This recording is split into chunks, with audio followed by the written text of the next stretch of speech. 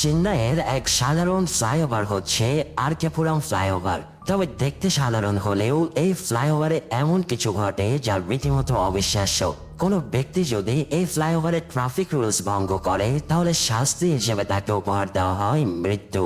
কিন্তু কি সেই রহস্য যার জন্য এভাবে একের পর এক কেড়ে নেওয়া হচ্ছে মানুষের প্রাণ? এই সব প্রশ্নের উত্তর দিতে হাজির হলাম আমার অনেক প্রিয় একটা মুভি ইউ টার্নের এক্সপ্লেনেশন নিয়ে।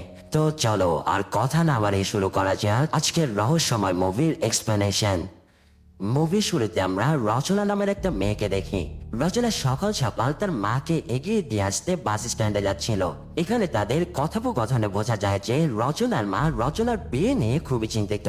সে রচনার জন্য পাত্রী দেখতে চাইছে, কিন্তু রচনা এখনই বিয়ে করতে রাজি না। রচনার মা তাকে বলে আশেপাশে সবার বিয়ে হয়ে গেছে, এমনকি তোর থেকে বয়সে ছোট সেই মেয়েটারও বিয়ে করে ওয়াশিং মেশিনে হানিমুনে গেছে। রচনা এবার একটু বিরক্ত হয়ে বলে, মা এটা ওয়াশিং মেশিন নয়, ওটা ওয়াশিংটন হবে। রচনার মা বলে সে যাই হোক, আমার কপালে তো সেটাও দেখার কোনো সৌভাগ্য নেই। তখন রচনা বিরক্ত হয়ে অটোওয়ালাকে জিজ্ঞেস করে যে সে বিয়ে করেছে কিনা। অটোওয়ালা না বললে রচনা তার মাকে দেখিয়ে বলে, দেখেছো আশেপাশে এমন অনেকেও আছে যারা বিয়ে করেনি। তখনই অটোওয়ালা বলে ওঠে তার পাত্রী ঠিক হয়েছে আর সামনের মাসে বিয়ে। এই কথা শুনে তো রচনার মা আরো রেগে যায়। এভাবে মা মেয়ের খুনসুটি করতে করতে বাস স্ট্যান্ডে চলে যায়। মাকে এগিয়ে দিয়ে রচনা সোজা তার অফিসে চলে আসে। রচনা পেশায় একজন আর্টিকেল রাইটার।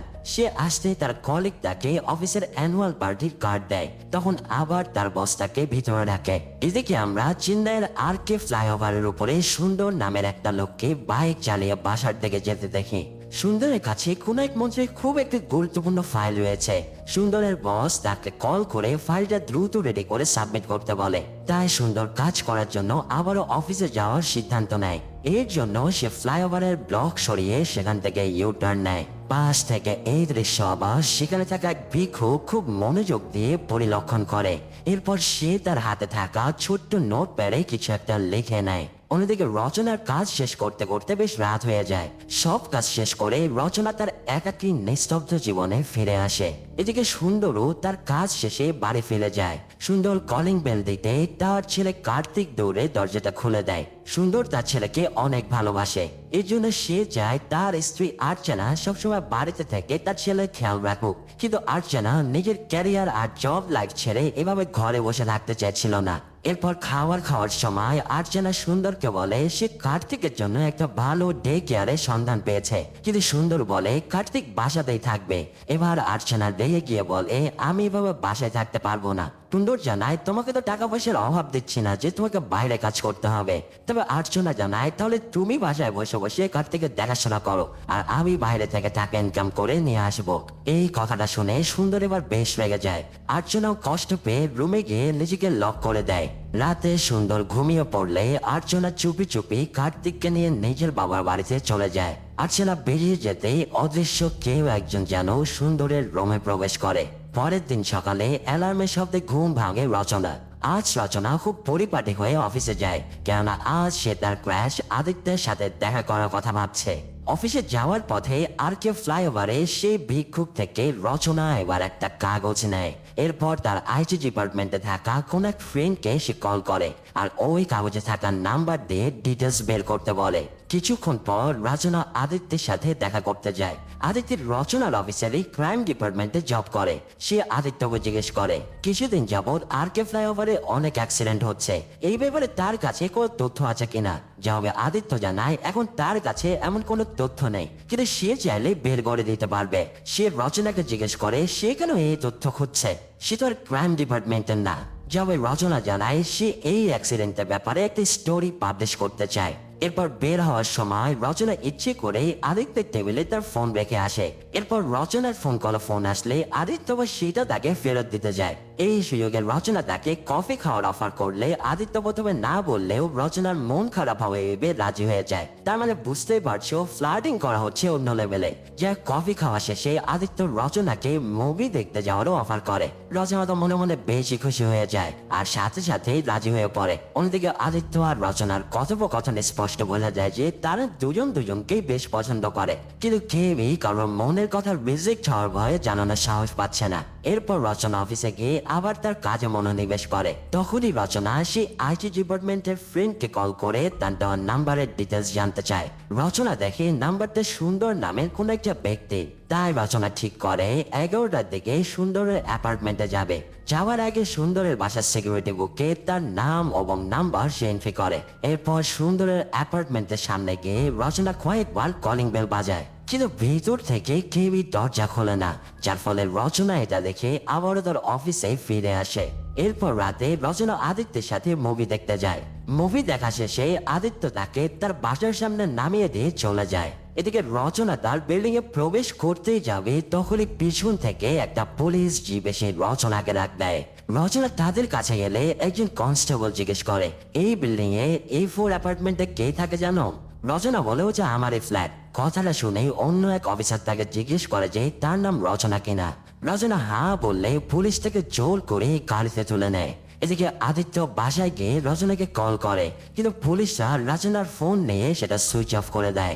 এই সব কিছুতে রচনা এবার তো বেশ ঘাবড়ে যায়। এরপর পুলিশ স্টেশনে গেলে রচনার দেখা হয় সুন্দরের ওয়াইফ আর্চনার সাথে। পুলিশ আর্চনাকে জিজ্ঞেস করে যে সে রচনাকে চেনে কিনা। আর্চনা না বললে পুলিশ বলে ভালোভাবে দেখুন, এই মেয়ে আজ দুপুরে আপনার বাসায় গিয়েছিল। আপনার হাজবেন্ডের কি কারোর সাথে অ্যাফেয়ার ছিল? আর্চনা বলে সে এমন কিছুই জানে না। আসলে মেন কাহিনী হচ্ছে সুন্দর ইতিমধ্যে আত্মহত্যা করে নিয়েছে। এখন সুন্দরের এই মৃত্যুতে আর্চনা একেবারে ভেঙে পড়েছিল। পুলিশ থেকে বাড়িতে পাঠিয়ে দিয়ে রচনাকে এবার ইনভেস্টিগেশন রুমে নিয়ে যায়। ভিডিওর এই পর্যায়ে তোমাদের পরিচয় করে দিচ্ছি জনপ্রিয় এবং বিশ্বস্ত গেমিং অ্যাপের সাথে, যার অফিসিয়াল পার্টনার PSG ও সিরিয়ায় চলছে ওমেন্স ক্রিকেট ওয়ার্ল্ড কাপ। তাই এই অ্যাপে তুমি ম্যাচগুলো সরাসরি দেখার পাশাপাশি ম্যাচের ফলাফল, যেমন কে জিতবে, কত রান করবে ইত্যাদি অনুমান করে জিতে নিতে পারো আইফোন, ল্যাপটপ, BMW সহ নগদ পুরস্কার। এখানে রয়েছে জনপ্রিয় গেম ক্র্যাশ সহ আরো অনেক কিছু, যেখানে রয়েছে জেতার সম্ভাবনা। আয়কৃত অর্থ পেটিএম, ব্যাংক, বিকাশ, নগদ, রকেট সহ সকল প্ল্যাটফর্মে উইথড্র করতে পারবে সহজেই। তাই যারা যোগ দিতে চাও তারা আমার পিন কমেন্টের লিঙ্ক থেকে রেজিস্ট্রেশন করো। আর রেজিস্ট্রেশনের সময় আমার প্রোমো কোড সিনেটিআর ব্যবহার করে পেয়ে যেতে পারো 12,000 টাকা পর্যন্ত deposit bonus. Senior police officer রচনাকে জিজ্ঞেস করে, তুমি সকালে সুন্দরের ওখানে কেন গিয়েছিলে? রচনা বলে, সুন্দর কে স্যার? তখন পুলিশ অফিসার তাকে রেজিস্ট্রি বুক দেখিয়ে বলে, এই নাম এবং নাম্বার তো তোমারই, তাই না?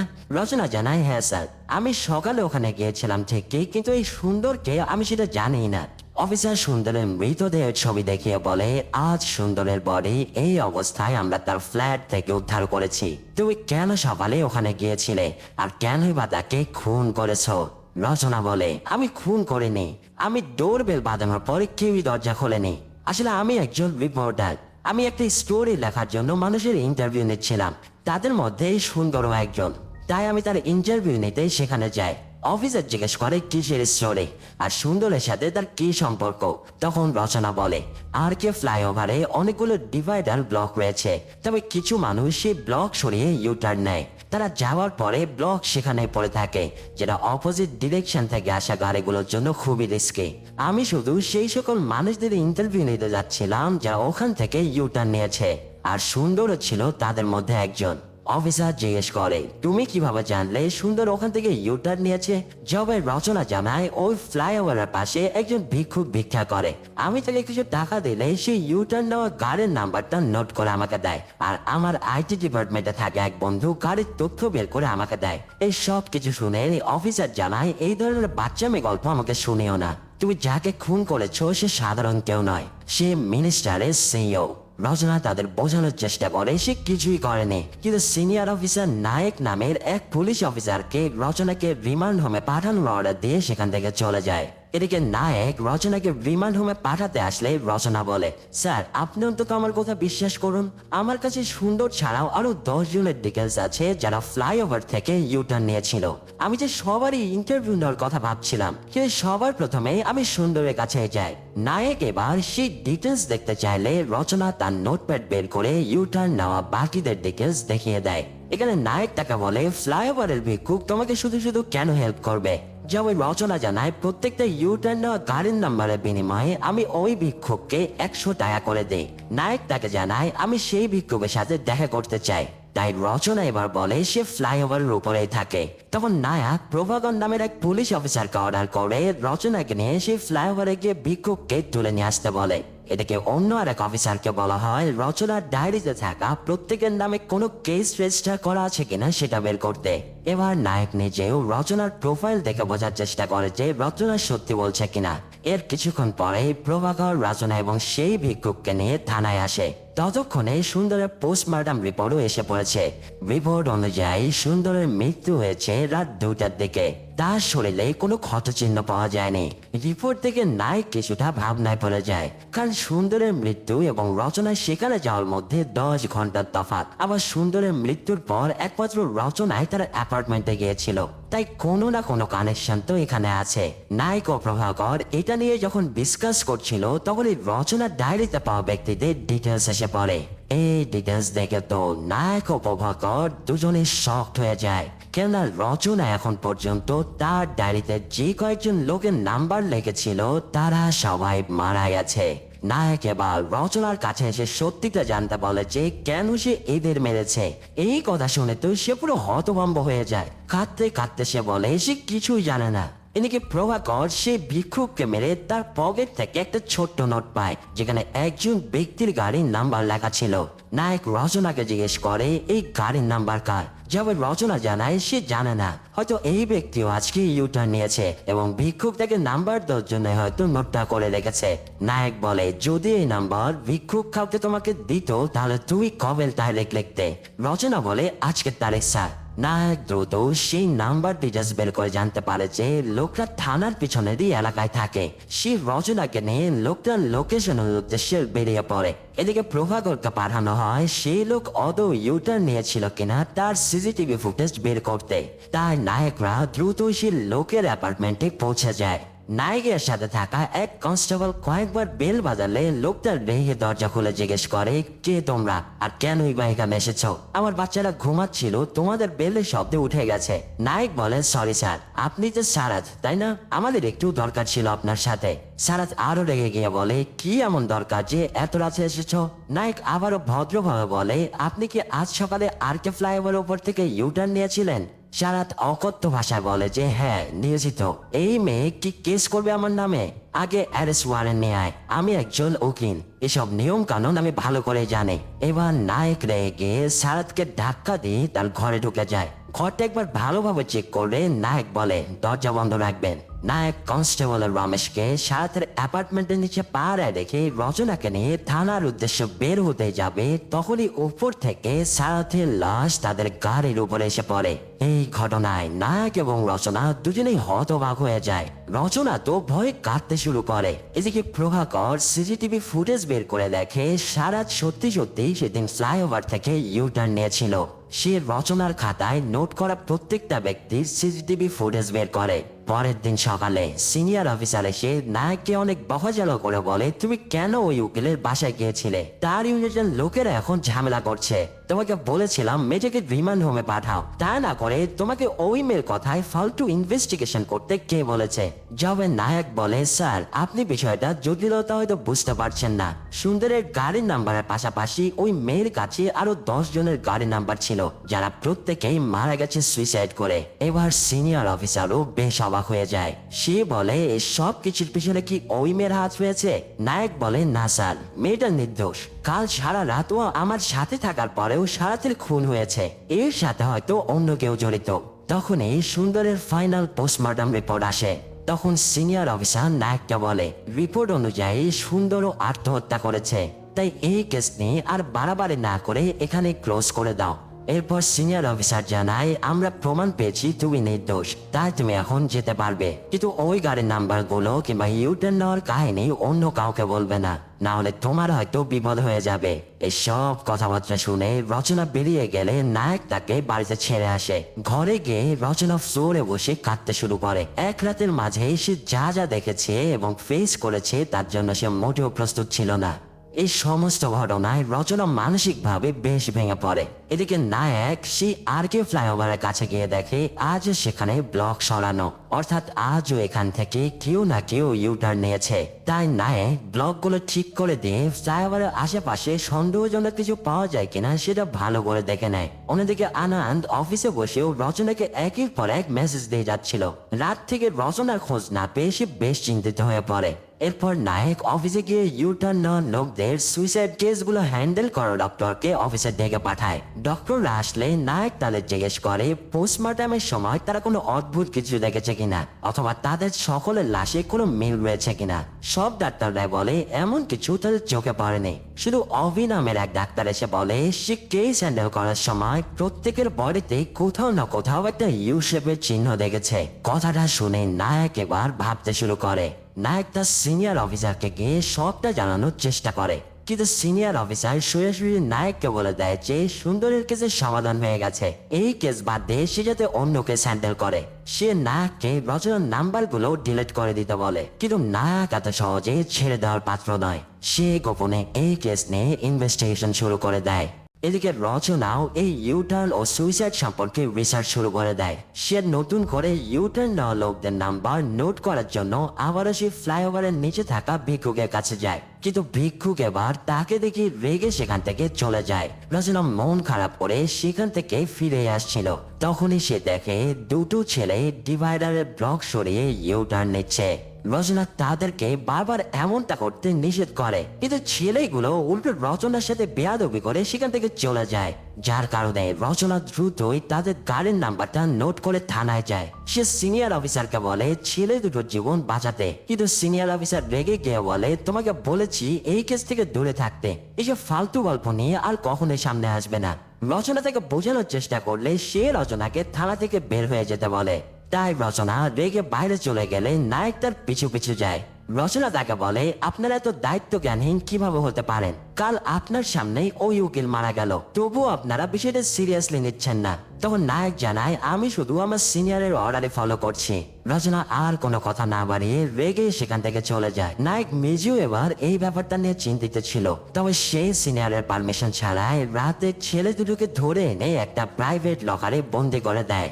এরপর রচনাকেও নায়ক মেয়ে এসেছিল সবটা পর্যবেক্ষণ করার জন্য। এখানেই ঘটে এক অদ্ভুত কাহিনী।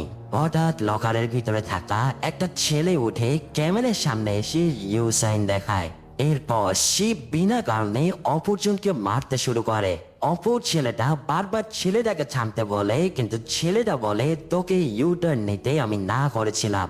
ঘটনার সিরিয়াসনেস দেখে নায়ক এক কনস্টেবলকে বলে লকারের ভিতরে গিয়ে তাদের মারামারি থামাতে, কিন্তু কনস্টেবল অনেক চেষ্টা করেও লকারের তালা খুলতে পারছিল না। এদিকে ছেলেটা তার বন্ধুকে মারতে মারতে একদম আধমারা করে ফেলে, আর প্রভাকর সহ বাকি পুলিশটা গিয়েও তালা খোলার অনেক চেষ্টা করে যাচ্ছিল, কিন্তু কিছুতেই এই লকারের তালা যেন তারা খুলতে পারছে না।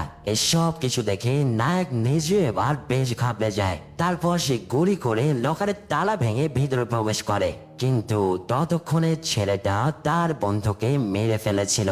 নায়করা ভিতরে ঢুকতে ছেলেটা বলে আমাকে বাঁচিয়ে নিন স্যার। নায়ক ধীরে ধীরে তার সামনে গিয়ে বসে তাকে শান্ত করার চেষ্টা করে, আর ঠিক তখনই হঠাৎ ছেলেটা তার কাছ থেকে গান ছিনে নিয়ে নিজে নিজেকে শুট করে দেয়।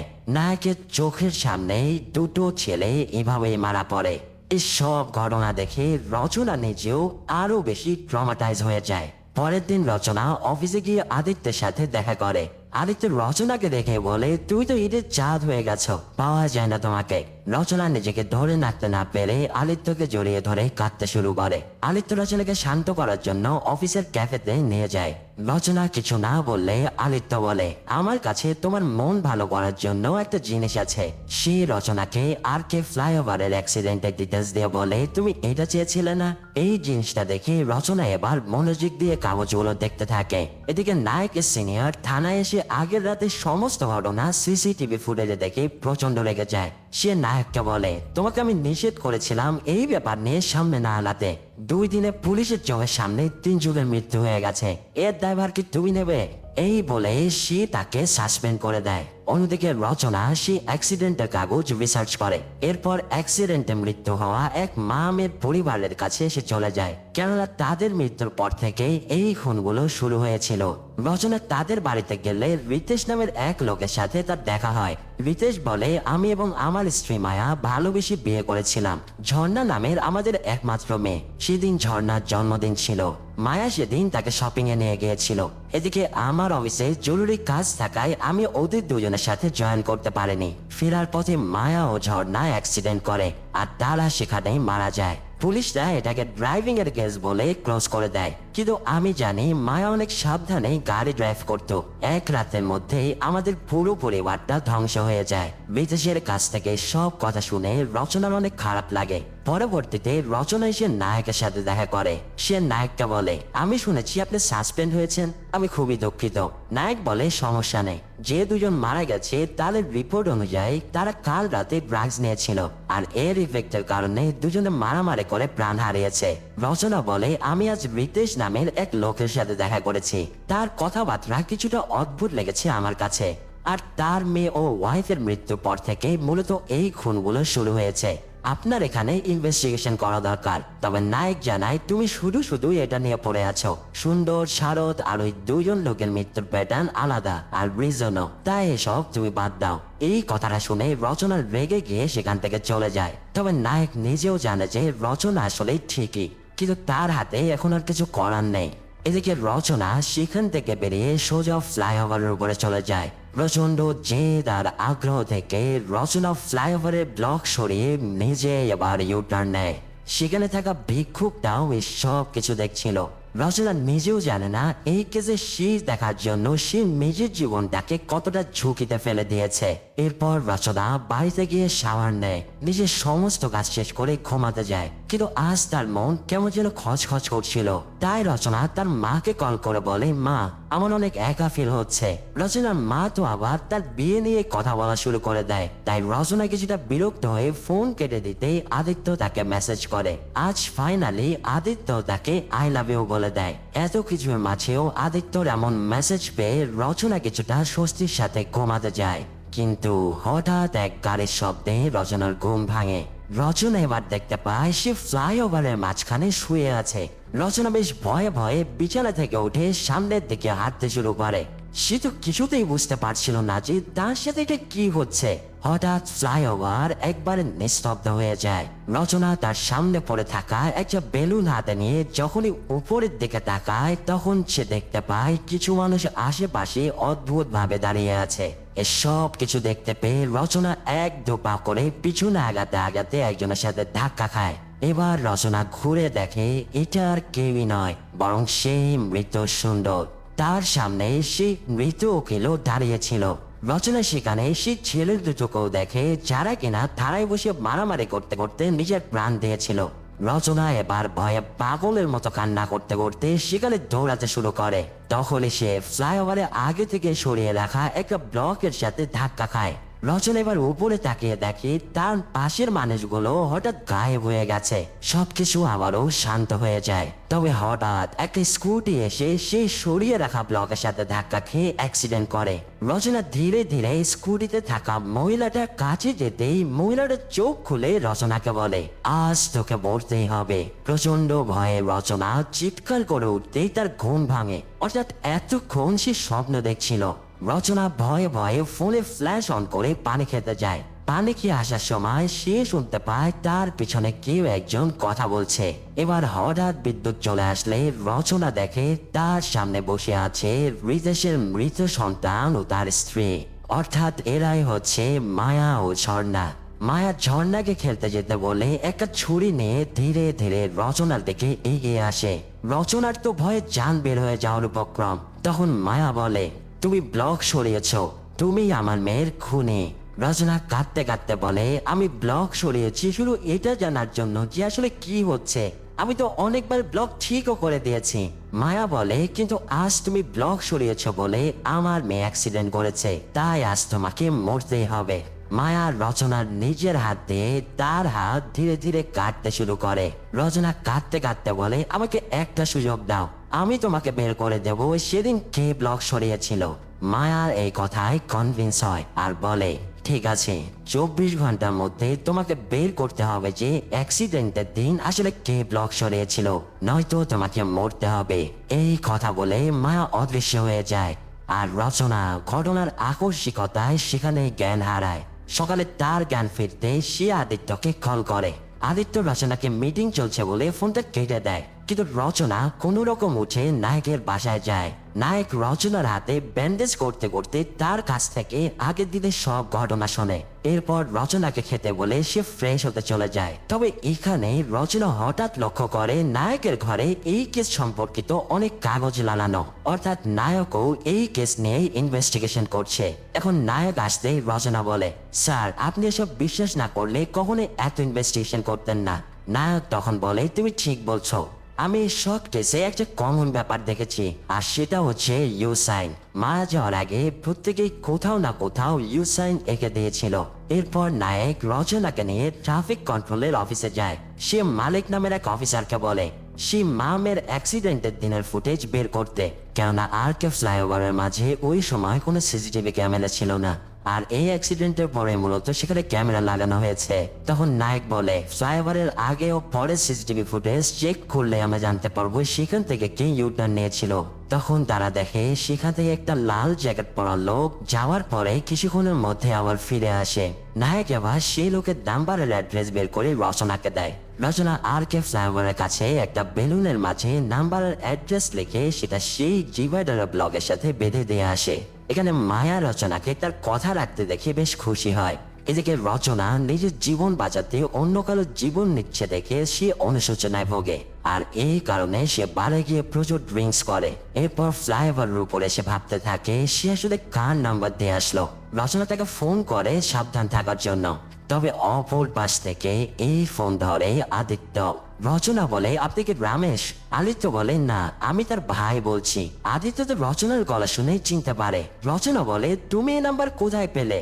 আদিত্য জানায়, এটা আমার ভাইয়ের নাম্বার, ব্যাংক থেকে মেসেজ আসে এই নাম্বারে, তাই ভাইয়া এই ফোনটা রেখে 2 বছর আগে ইউএসএ তে শিফট হয়ে গিয়েছিল। এই কথা শুনে তো রচনার মাথায় আকাশ ভেঙে পড়ে। তার মনে পড়ে আদিত্য তাকে একদিন বলেছিল যে সে যে বাইক চালায় সেটা আসলে তার ভাইয়ের বাইক। তার মানে সেদিন ফ্লাইওভার থেকে ইউটার্ন না ব্যক্তি আর কেউই নয়, বরং আদিত্য। রচনা বলে, তুই এক বাচ্চার মৃত্যুর জন্য দায়ী, তুমি সেদিন লাল জ্যাকেট পরে ইউটার্ন নিয়েছিলে, তাই না? আদিত্য বলে, আমি এমন কিছুই করিনি, আমি সেদিন বাইক সার্ভিসিং করানোর জন্য নিয়ে গিয়েছিলাম। ব্যস্ততা থাকায় সার্ভিসিং বয়ের সাথে ফ্লাইওভারের মাঝে বাইকটা চেঞ্জ করে আমি তার কাছে যাই। এদিকে নায়কের কাছে মালিক এসে দেখায় ফ্লাইওভারের মাঝে ইউটার্ন নেওয়া ব্যক্তি একজন হলেও তাদের বাইক আলাদা, অর্থাৎ আদিত্য ঠিকই বলছে। তখন রচনা বুঝতে পারে সে অনেক বড় ভুল করে ফেলেছে। তখনই আদিত্যর বাসার কলিং বেল বেজে উঠলে সে দরজা খুলতে যায়। রচনা তো তাকে বারবার নিষেধ করে, কিন্তু আদিত্য সেটা শোনে না। উপায় না পেয়ে রচনা নায়ককে কল করে সাহায্য চায়। এদিকে আদিত্য দরজা খুলতেই সামনে একটা বেলুন দেখতে পায়, আর হঠাৎ করেই তার ঘরের ভিতরে কিছু একটা বাঁশ শব্দ হয়। আদিত্য ঘরে ঢুকতে তার দরজা আপনা আপনি বন্ধ হয়। সে এবার রচনাকে কল করার চেষ্টা করে, কিন্তু তার ফোন সুইচ অফ দেখা যায়। এদিকে রচনা কোন রকম অটো নিয়ে দ্রুত তার বাড়ি থেকে এগিয়ে যেতে থাকে। ততক্ষণ আদিত্যের সাথে প্যারানর্মাল ঘটনা ঘটা শুরু হয়ে গেছে। সে ভয় পেয়ে তার রুমের দরজা খোলার অনেক চেষ্টা করছিল, কিন্তু কোনোভাবে সে পেরে ওঠে না। অন্যদিকে নায়ক যায় রিতেশের বাড়িতে, কারণ রিতেশই একমাত্র ব্যক্তি যে তার স্ত্রী সন্তানকে আটকাতে পারে। নায়ক রিতেশকে নিয়ে সোজা আদিত্যের বাড়িতে চলে আসে। সেখানে তার রচনার সাথে দেখা হয়। তারা যতক্ষণে দরজা ভেঙে প্রবেশ করে ততক্ষণে মায়া অদিত্যকে ফাঁসিতে ঝুলিয়ে দিয়েছিল। তবুও সময় মতো নায়ক ও রিতেশ মিলে অদিত্যকে নামালে সে প্রাণে বেঁচে যায়। এদিকে মালিকও ততক্ষণে সে ইউটার্ন না ব্যক্তির আসল নাম্বার ও ডিটেলস বের করে ফেলেছে। সে এবার সেটা নায়ককে পাঠিয়ে রাখে। এদিকে নায়ক ও রচনা অদিত্যকে নিয়ে বাইরে বেরিয়ে আসে। তখনই রিতেশ ভিতর থেকে বাবার এক শুনতে পেয়ে পিছন দিকে তাকায় আর দেখতে পায় তার মেয়ে দাঁড়িয়ে আছে। মায়া এবার তার সামনে এসে বলে, তুমি ওকে কেন বাঁচিয়েছ? ও আমাদের মেয়ে মৃত্যুর জন্য দায়ী। তখন রিতেশ মায়ের হাত ধরে বলে, অ্যাক্সিডেন্টের দিন তাড়াহুড়ো করে বাসায় আসার সময় আমি ঝর্ণার বার্থডে গিফট অফিসে রেখে এসেছিলাম। তাই আমি সেটা আনার জন্য ওই ডিভাইডারের ব্লক সরিয়ে ইউ টার্ন নিয়েছি। আমি বুঝতে পারিনি এই একটা ইউ টার্নের জন্য এত কিছু হয়ে যাবে। এই কথাটা শুনে মায়া কাঁদতে শুরু করে।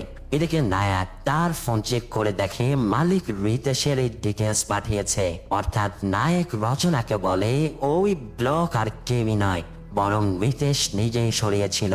তাই সে দ্রুত রিতেশকে বাঁচাতে উপরের দিকে ছুটে যায়। অন্যদিকে মায়া তো এবার রিতেশের উপরে রেগে যায়। সে রিতেশকে মারতে যাবে, তখনই তাদের মেয়ে ঝর্ণা কাঁদতে কাঁদতে বলে, বাবাকে মেরো না মা। মায়া ঝর্ণার কাছে গিয়ে তাকে জড়িয়ে ধরে বলে, তুমি কেঁদো না, আমি কিছুই করব না। তখন রিতেশ চোখের সামনে নিজের ভালোবাসা মানুষদের এভাবে তার জন্য কষ্ট পেতে দেখে নিজে জানলা থেকে লাফ দেয়। নায়ক যদিও তাকে বাঁচানোর চেষ্টা করে, তবে সে সেবার ব্যর্থ হয়। কিন্তু এবার নিচে পড়ে যাওয়ার আগে মায়া তার শক্তি ব্যবহার করে রিতেশকে বাঁচিয়ে নেয়। এরপর সে রিতেশকে বলে, তোমার মেয়ে তোমাকে অনেক ভালোবাসতো, কিন্তু তুমি তার মৃত্যুর জন্য দায়ী। আমি চাই তুমি এই অপরাধ বোধ নিয়ে আজীবন বেঁচে থাকো, এটাই তোমার শাস্তি। এই বলে মায়া ও ঝর্ণা চিরদিনের জন্য সেখান থেকে অদৃশ্য হয়ে যায়। আর রিতেশ পাগলের মতো কাঁদতে কাঁদতে বলে, আমাকেও তোমাদের সাথে নিয়ে যাও মায়া। এসব দেখে রচনাও তার চোখে পানি ধরে রাখতে পারে না। আর ঠিক এই মুহূর্ত দিয়ে এই ইমোশনাল হরর মুভিটি এখানে শেষ হয়।